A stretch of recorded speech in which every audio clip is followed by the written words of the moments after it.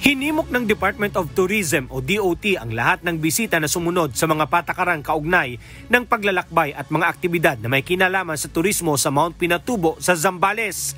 Ito ay kasunod ng isang executive order na inilabas ng lokal na pamahalaan ng Butolan, Zambales. Sa ilalim ng Executive Order No. 05 Series of 2025 ng LGU Butolan, nakasaad ang pansamantalang pagsususpinde ng lahat ng aktibidad, programa at proyektong may kinalaman sa turismo sa Mount Pinatubo hanggang sa muling abiso na nagsimula noong May 2 araw ng Biyernes.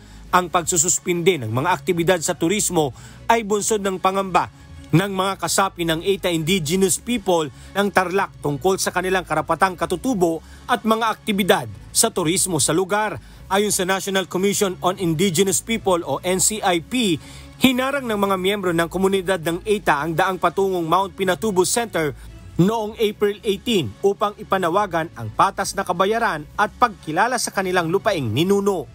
Alan Manansala, humahataw sa balita ngayon.